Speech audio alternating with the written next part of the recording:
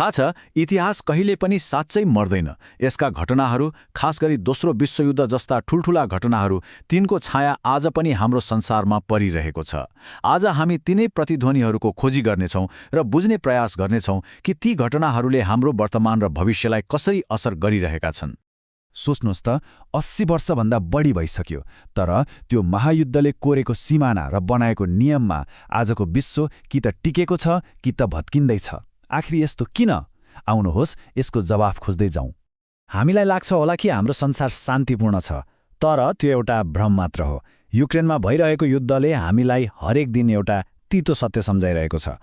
सार्वभौमिकता र सिमानाको लडाईँ, जुन दोस्रो विश्वयुद्धको मुख्य कारण थियो, त्यो अझै सकिएकै छैन। अनि कुरा युक्रेनको मात्र होइन, हालसालै 2025मा इरान र इजरायलबीच भएको त्यो 12 दिने युद्धलाई हेरौँ न। यसले के देखायो भने मध्यपूर्वको तनाव कुनै पनि बेला कसरी विस्फोट हुन सक्छ र त्यसको ज्वरो पनि विगतका द्वन्द्वहरूमा नै गडेको छ।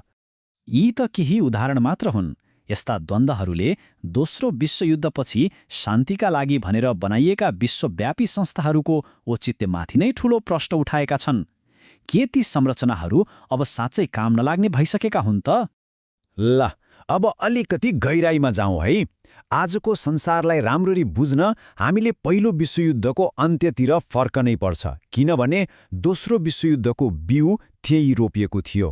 पहिलो विश्वयुद्धको अन्त्य त भर्सेलिजको सन्धिले गर्यो, तर यसलाई शान्ति सन्धि भन्नु नै एउटा व्यङ्ग्य थियो। वास्तवमा यो के थियो भने जितेका देशहरूले हारेको जर्मनीमाथि लादेको एउटा कठोर दमन थियो, जसले शान्तिको होइन बरु अर्को ठूलो युद्धको बिउ रोप्यो। यो भनाइले त्यो बेलाको भावनालाई ठ्याक्कै समात्छ। जर्मनीमा यति गहिरो असन्तुष्टि र बदलाको आगो सल्किरहेको थियो, र यही आगोले पछि हिटलर जस्ता अतिवादीहरूलाई सत्तामा पुग्न एकदमै सजिलो बनाइदियो। कल्पना गर्नुस् त, यी शर्तहरूले जर्मनीको अर्थतन्त्रलाई मात्रै ध्वस्त पारेन, उनीहरूको राष्ट्रिय स्वाभिमानमा पनि गहिरो चोट पुर्यायो। यसले गर्दा हिटलर जस्ता नेताहरूलाई सत्तामा आउन बाटो खुला भयो। अब अगाडि बढौँ र हेरौँ कि कसरी यो असन्तुष्टि र अन्य कारणहरू मिलेर संसारलाई अर्को अझै विनाशकारी युद्धको बाटोमा डोर्यायो। यो समयरेखाले एकदमै स्पष्ट देखाउँछ कि कसरी अन्तर्राष्ट्रिय संस्थाहरू असफल हुँदै गए। अधिनायकवादी शक्तिहरूले निर्धक्क भएर आफ्नो साम्राज्य फैलाए। राष्ट्रसङ्घले न जापानलाई रोक्न सक्यो न त इटालीलाई, र यसले जर्मनीलाई झनै हौसला दियो। अब संसार स्पष्ट रूपमा दुई भागमा बाडियो। एकातिर थियो जर्मनी, इटाली र जापानको एक्सिस शक्ति, अनि अर्कोतिर फ्रान्स, बेलायत, अमेरिका र सोभियत सङ्घ जस्ता एलाइड शक्तिहरू। यो टक्राउले पुरै विश्वलाई आफ्नो चपेटामा लियो। यो युद्धले निम्त्याएको विनाश कल्पनाभन्दा पनि बाहिर थियो। करिब 2 करोड 20 लाख मानिसको ज्यान गयो। यो केवल एउटा तथ्याङ्क मात्रै होइन, यो करोडौं परिवारको कहिले अन्त्य नहुने पीडाको कथा हो। र यो विनाशबाट नेपाल पनि अछुतो रहन सकेन। बेलायतको पक्षबाट लड्दा 7544 नेपाली सैनिकहरू या त मारिए या त बेपत्ता भए। यो सङ्ख्याले हामीलाई पनि यो विश्वव्यापी द्वन्द्वसँग प्रत्यक्ष रूपमा जोड्छ। 6 वर्ष लामो यो महायुद्धको अन्त्य पनि एकदमै नाटकीय भयो। युरोपमा इटली र जर्मनीले घुँडा टेके, तर जापान पछि हट्न तयार थिएन। अन्ततः हिरोसिमा र नागासाकीमाथि आणविक हमला भयो, जसले युद्ध त समाप्त गर्यो, तर संसारलाई आणविक युगको एउटा नयाँ त्रासमा प्रवेश गरायो। यस्तो विनाशकारी युद्धको भग्नावशेषबाट एउटा सङ्कल्प जन्मियो, फेरि कहिले नहोस्। अब विश्व एउटा यस्तो प्रणाली बनाउन चाहन्थ्यो जसले भविष्यमा यस्ता महायुद्धहरूलाई रोक्न सकोस्। पहिलो प्रयास, लिग अफ नेशन्स, त पुरै असफल भइसकेको थियो। अब त्यसैको असफलताबाट पाठ सिक्दै संयुक्त राष्ट्रसङ्घको जग हालियो। एटलान्टिक चार्टर जस्ता घोषणाहरूले एउटा यस्तो संस्थाको आधार तयार पारे जुन पहिलेको भन्दा धेरै शक्तिशाली र प्रभावकारी हुने आशा थियो।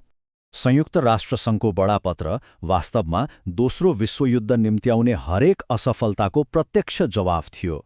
यसको उद्देश्य केवल युद्ध रोक्नु मात्र थिएन, मानवाधिकार र अन्तर्राष्ट्रिय सहयोगलाई बढावा दिनु पनि थियो। अब हामी सुरु गरेको ठाउँमा फेरि फर्कौं र हेरौं कि यो नयाँ व्यवस्था कतिको सफल भयो। के यसको जग आज पनि साँच्चै बलियो छ त? दोस्रो विश्वयुद्धको अन्त्यले स्थायी शान्ति भने ल्याएन, बरु यसले दुई नयाँ महाशक्तिहरूलाई जन्म दियो र दशकौंसम्म चल्ने वैचारिक सङ्घर्ष अर्थात् शीतयुद्धको सुरुवात भयो। विश्व फेरि पुँजीवादी र साम्यवादी गरी दुई कित्तामा बाडियो। यो 2025मा हुने संयुक्त राष्ट्रसङ्घको 80औं महासभाको नारा हो। यसले के देखाउँछ भने अनेकौं चुनौतीका बावजुद पनि यो संस्थाको मिसनप्रतिको आशा अझै जीवित छ। तर आजको सबैभन्दा ठूलो र गम्भीर प्रश्न यही हो। एकातिर संयुक्त राष्ट्रसङ्घका आदर्शका कुरा छन् अनि अर्कोतिर युक्रेन र मध्यपूर्वमा युद्धको क्रूर वास्तविकता। के 1945मा बनेको यो प्रणाली आज असफल हुँदै गएको हो त? मलाई लाग्छ इतिहासले हामीलाई सिकाउने सबैभन्दा ठूलो पाठ सायद यही हो। शान्ति कुनै उपहार होइन, यो एउटा निरन्तरको प्रयास हो। यसलाई जोगाउन हरेक दिन हरेक पुस्ताले मेहनत गर्नै पर्छ। र अन्तमा एउटा प्रश्न सोच्नको लागि छोडेर जान चाहन्छु। के हामी विगतका गल्तीहरूबाट सिकेर एउटा शान्तिपूर्ण भविष्य निर्माण गर्न सक्छौं, वा हामी फेरि उही विनाशकारी बाटोमा हिँड्नेछौं? यो निर्णय हाम्रो पुस्ताको हातमा छ।